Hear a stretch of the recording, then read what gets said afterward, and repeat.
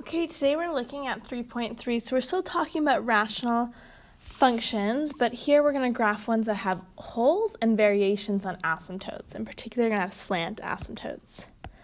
So the first thing is a hole on a graph is represented with an open circle. It represents the fact that the function approaches a point but is not actually defined at that precise x value. The next one is called a slant asymptote. And we're going to have some linear functions, so y equals mx plus b, where there is some slope, right? So it's not just y equals a number, because that's just a horizontal asymptote. Such that as you go to the far right or far left, it's going to approach the y values. This is saying the y values, subtracting the y values of that asymptote. The y values of the function minus the y values of the asymptote get closer and closer to 0. So it means those y values are getting closer and closer to the asymptote. It's also known as an oblique asymptote, which occurs when the polynomial in the numerator is a higher degree than the polynomial in the denominator. In particular, it's 1 degree higher. Okay, so let's start and let's find holes. So we kind of introduced holes already, but the idea behind a hole is that as we simplify our rational function, so let's factor the denominator, x minus 2, x plus 1, right? You have a factor that cancels. So in this case, x equals 2 is a hole. Now, in order to find the y value of that hole, I'm going to write the simplified polynomial. So to find the y, I'm then going to plug that x value in for my simplified polynomial, so 2 plus 1, so 1/3. So our hole is at the point 2, 1/3. The issue about trying to plug in 2 into the original is that you're just going to get 0 divided by 0, which is undeterminate, right? We don't know what that is saying. Okay, let's look at this next one. So if I simplified this, I'd have x times x squared minus 12x plus 32. The bottom factors to x minus 4, x plus 2. Let's do the top again. So the top factors to x times what multiplies to 32 and adds to negative 12. That'd be a negative 8 and a negative 4.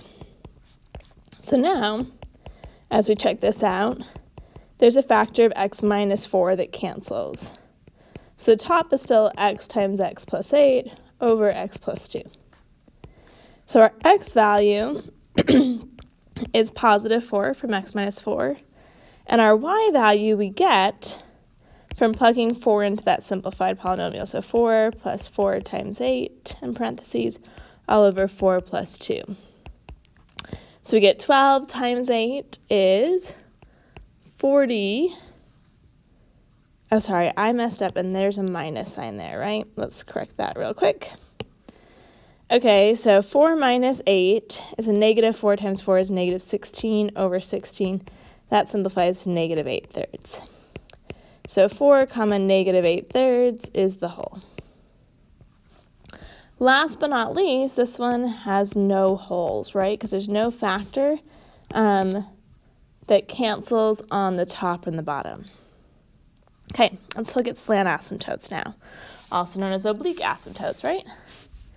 So we are going to identify the slant asymptote of the following rational functions, if one exists. So we've got our rational function, p over q, right, where the degree of the top is exactly 1 more than the degree of the bottom, or q. So this is the top, right? Q is the bottom. Then the graph y equals r of x has a slant asymptote y equals L of x, where L of x is the quotient. So the way we find the slant asymptote is the quotient of dividing p of x by q of x using long division. I think that is important here. Synthetic division, while will work in some instances, there are other instances where it doesn't, and I'm trying to remember, it has to do with the denominator and whether it's just like the number you're plugging in or if it's like the fraction or not, and I think it slightly gets messed up. So I just wanted to warn you there. Okay, So on this first one, we're going to have 24x squared plus 6x, and we're dividing it by 2x plus 1. So you say to yourself, okay, well, how do I get 24x squared from 2x? I'm going to multiply that by a 12x. So I get 24x squared plus 12x. But remember, I am subtracting this, which will then change this to be a minus as well. So that cancels, and I'm left with negative 6x. So negative 3 times 2x will give me negative 6x. So at this stage, you can stop. I mean, you can finish it, but you don't have to. At this stage, we've got our linear equation, so 12x minus 3 is the slant asymptote. Y equals 12x minus 3. You can definitely finish it and find the remainder, but we don't actually need the remainder. We just need the slope and the y-intercept. So make sure you do those two parts. Okay, same thing here. We got degree 2 over degree 1, so the degree on the top is 1 larger than the bottom. We're going to go ahead and do some long division. So x times x gives me x squared, so we do x squared minus x. We're going to change the signs, though, because we're subtracting. This cancels, and I get 6x, so I'm going to add 6 there. You can definitely finish it, but that's enough. We now have our linear equation. Y equals x plus 6.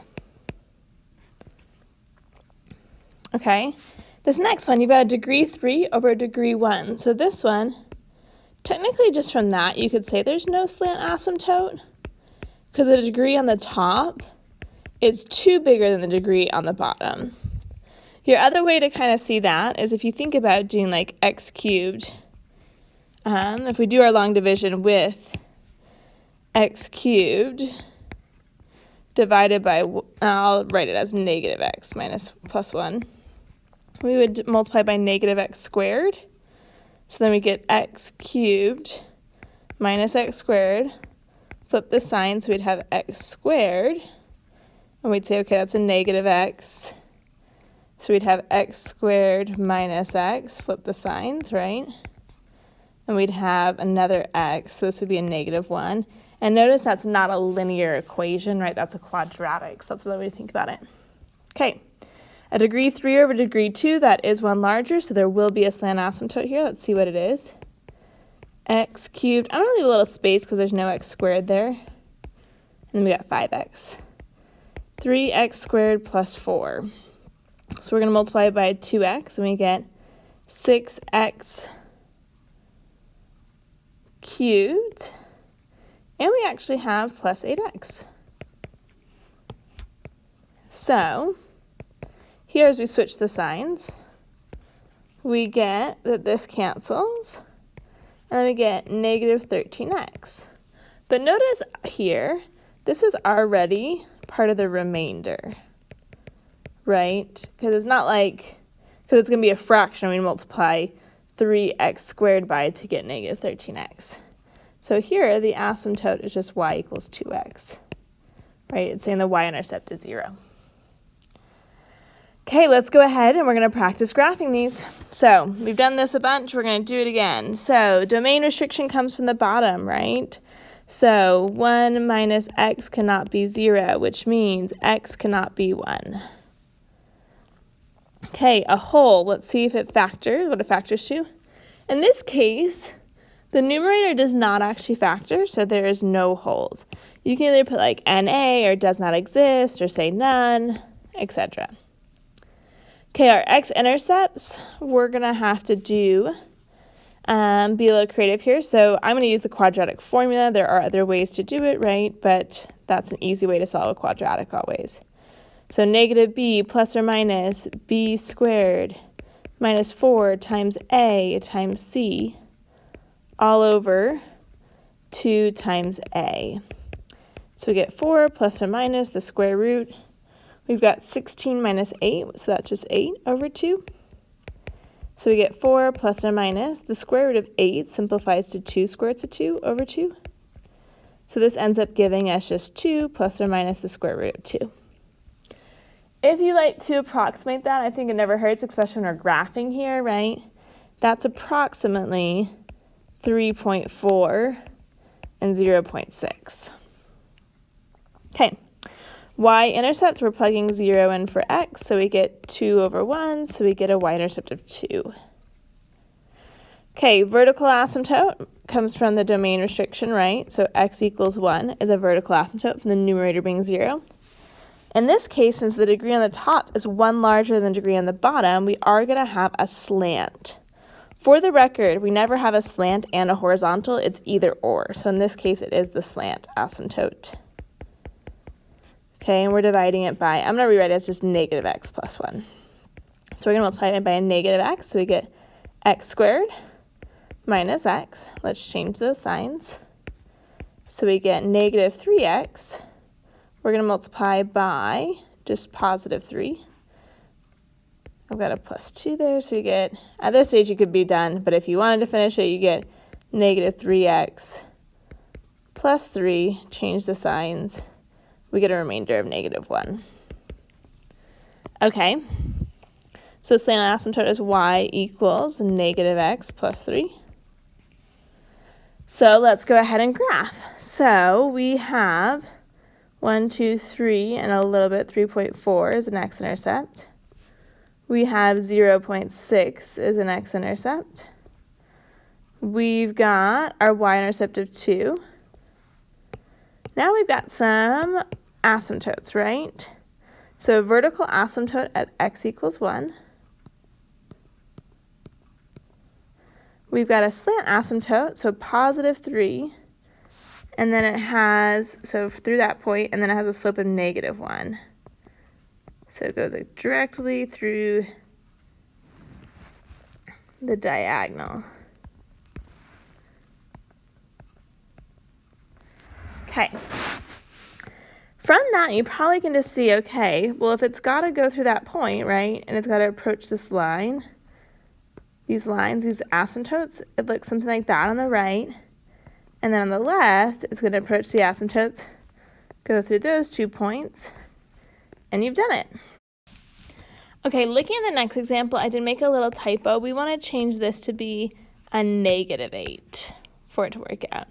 So make that minus 8. Okay, so let's go ahead and factor it then. We'd have x minus 4, x plus 2, and then x minus 2, x plus 2. Okay, there is a factor that cancels, right? But for the domain, we consider the original function, so x cannot be 2 or negative 2.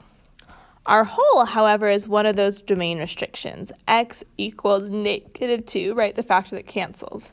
So now as I plug in my y, I'd have negative 2 minus 4 over negative 2 minus 2, so I get negative 6 over negative 4. I get 3/2, which means my whole is at negative 2, positive 3/2. My x-intercept comes from the numerator being 0. So in this case, x equals 4. It's not going to be the x plus 2 equals 0 because remember that's a whole, so it can't be both. The y-intercept comes from plugging 0 in. You can either do it to the original function, which is a negative 8 over negative 4, and you get 2, or you could do it to the simplified one and you have negative 4 over negative 2, which is negative 2 as well. Okay, our vertical asymptote comes from the denominator being 0, which in this case is x equals 2. Notice you do it in the simplified one, right? The whole is not a vertical asymptote. The horizontal asymptote comes from the 2 degrees. So it's a degree 2 over degree 2, which means we're dividing the leading coefficients, which is just 1 divided by 1. Let's go ahead and graph it then. So at negative 2 3/2, if it's a whole, right, we just do an open circle. X-intercept of 4, y-intercept of positive 2. Okay, now let's go through and draw the asymptotes. So at x equals 2 and y equals 1, and then all we have to do, right, kind of play connect the dots. It approaches the asymptotes, goes through points that you've already plotted, approaches the asymptote. It will skip over that hole, right, but it's got to go through. The function still kind of goes through it. Nice job. Okay, one more. Let's see what this looks like. So this one, we can factor the top to be x minus 3, x plus 2, all over x plus 1. Okay, so our domain restriction is that x cannot be -1. There are no holes because there's no factors that cancel. We do have two x-intercepts. We have +3 and -2. Our y-intercept, if I plug in 0, I get a -6/1, so I get -6. We've got a vertical asymptote at x equals -1. And our horizontal asymptote, so let's look at the degrees. It's either horizontal or slant. In this case, we have the degree on the top is degree 2, the degree on the bottom is degree 1. So therefore, the degree on the top is 1 degree larger than the degree on the bottom. So we are going to have a slant asymptote. We will have to do some long division. So I'm going to do it over here on the side. X squared minus x minus 6, all divided by x plus 1. X times x gives me x squared plus x. We are going to change those signs, though, when we subtract. We get -2x. We're going to multiply by -2, which means our slant asymptote is x minus 2. Okay, let's graph it. +3 for x-intercept, -2. Y-intercept of -6, 1, 2, 3, 4, 5, 6. And then last but not least, our a vertical asymptote at -1. And our slant asymptote at -2, and then it goes up x.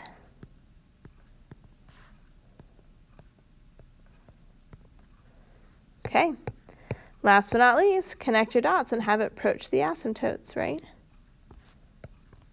So same thing over here. It'll approach the asymptotes, but go through that dot. You're all set. Good luck with the